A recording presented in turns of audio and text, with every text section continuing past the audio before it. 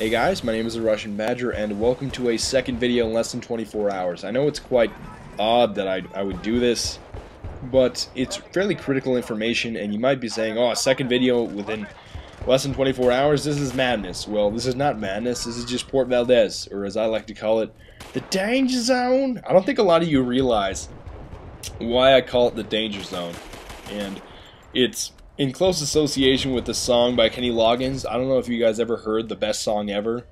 Danger Zone by Kenny Loggins is Danger Zone. It's the best song you will probably ever hear ever. But welcome to the Danger Zone if I want to say it that way. But I do realize that I'm still sick from my last video. A lot of you sent me messages like you sick bro and why so serial, because my last video was a little bit serious. I was a little bit sick, I was a little bit tired. I still sound like Squidward obviously, but I wanted to upload this video because this information is fairly important and fairly critical to me specifically. Because obviously you guys know that I play on the Pony Slay Station, if you'd like to call it that, also known as the PS3.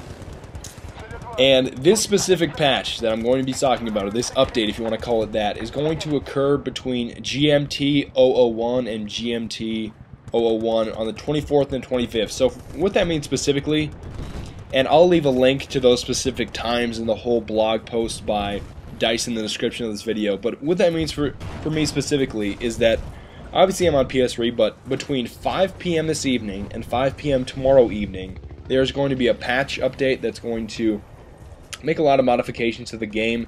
So it's going to be some time within that span of 24 hours when this patch is going to occur, and you guys might also notice some temporary outages and a little bit of lag during these server updates. But I just wanted to update you on the modifications that are being made specifically, aka the details of the patch, and there are some absolute doozies if you ask me. And what I mean by doozy is the first one is fairly phenomenal. It's not like it's Map Pack 7 phenomenal or Battlefield Bad Company 2 Vietnam phenomenal, but the first detail of the patch is that you can now put an ACOG scope or a red dot sight on M14s and G3s.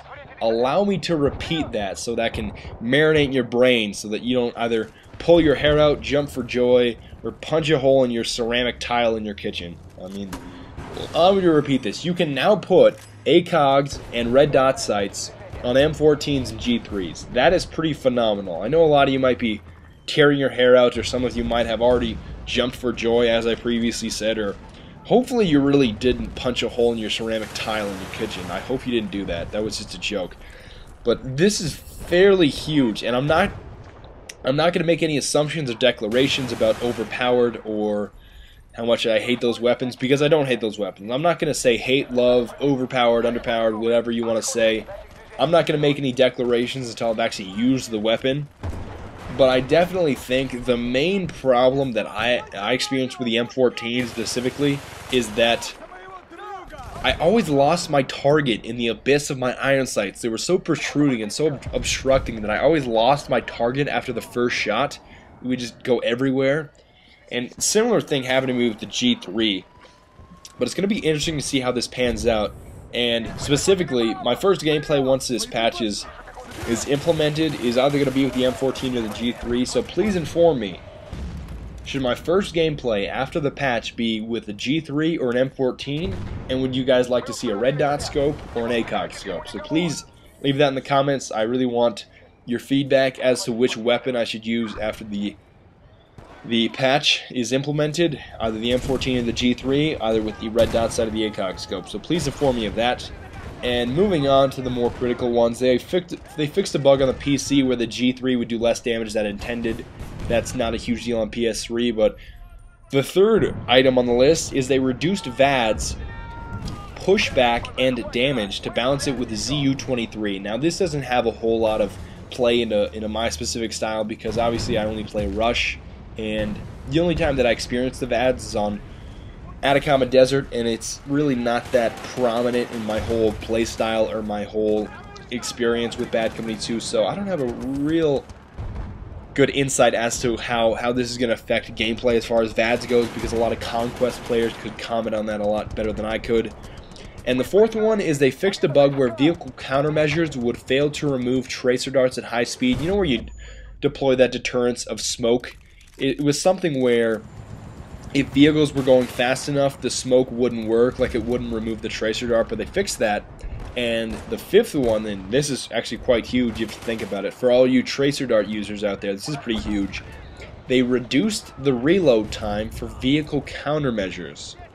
So whether or not that affects you guys that like to shoot down blackhawks with tracer darts and rocket launchers, meaning that you might be able to deploy smoke a little bit quicker, that might have some play into whether or not this patch infuriates you or not. But there was a reduce in the reload time for vehicle countermeasures, and that also includes, I mean, some of the other countermeasures that vehicles contain. But moving on, they slightly increased the AT-4's damage versus armor, and there was three main parts of the AT-4. Okay, as I previously mentioned, they slightly increased the AT-4's damage versus armor, and they also increased the AT-4's top speed and acceleration, and they also improved the splash damage versus infantry. So they basically boosted in every aspect that you can versus infantry, versus armor, and the flight time.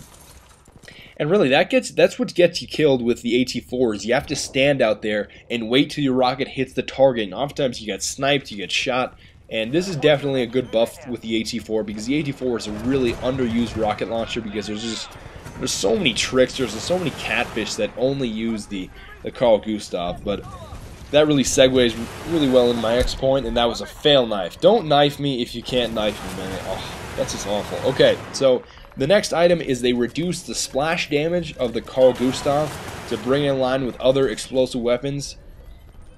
Although the Carl Gustav still has the most splash damage of all the AT weapons. And thank goodness, because I am sick of all these tricksters and all these catfish to say, I'm going to put on my explosive weapon damage and I'm going to use this rocket launcher that is really a sniper rifle that blatantly it is ridiculous how the blast radius and the kill radius of a Carl Gustav with explosive weapons damage. It is abysmal. Like, I can't stand that. It's probably on par with the AN-94 catfish, and it's just, oh, it's kind of infuriating. And the next item is they increased the one-shot kill range of the M95 body shot to counter its lower rate of fire, and that's understandable. I mean, if you have a lower rate of fire, you should probably give it more distance of a one-shot kill compared to other sniper rifles, because it shouldn't have the same one-shot kill distance as like the SV98, yet it has a much lower rate of fire. That's not real balanced. And the next one is that they fixed a bug with the SVU where it had better close range damage than any other semi-automatic weapons. And then the one that I'm unsure about is they reduced all weapon damage. Oh, excuse me, this is not the one. Okay, the one that I was confused about is they fixed a C4 versus MCOM exploit in Atacama Desert. I don't know what that is, but the real major one, the huge one that we've all been waiting for, is that they reduced all weapon damage to the MCOM by 50%. Hopefully that gets rid of the crate bashers. Hopefully that gets rid of all that shooting tanks and rockets, and it just brings it back to traditional values of just arming the charge and waiting for it to explode. So basically, hopefully it gets rid of all those guys that just go rampant with the C4. And some other ones, they fixed a field of view problem when aiming the 1911. They lowered the close range damage of the AN-94. That is much needed. It's still going to be the same at longer ranges, but I really am so glad that they're ousting the AN-94, because there were so many guys that were total Carls and total catfish that really didn't have that much ability, but they could just make it out with this laser rifle of an AN-94, so I'm very pleased about that. And they're also increasing the accuracy of the F2000 to highlight its role as more of a mobile assault rifle. They also increased the close range damage of all the shotguns to make them better versus slugs, because really, the slugs were a little ridiculous because they didn't prove, it didn't seem like buckshot had any advantage at all versus slugs, and that was a little odd. And they also lowered the damage of the M60, that should get rid of more catfish. They also lowered the damage of the MG3 at close range, and that's a little bit understandable because that thing is a friggin' meat grinder. And the final part is that they increased the damage of the UH6. So I want to thank you guys for watching. These are all the patch details. I will leave a link in the description to the official blog post by DICE. But other than that, guys, I want to thank you guys for watching, and auf Wiedersehen oder bis bald. Or just see you later. I will see you tricksters later, or catfish, or Carls, or whatever you guys are. Whatever you are, auf Wiedersehen.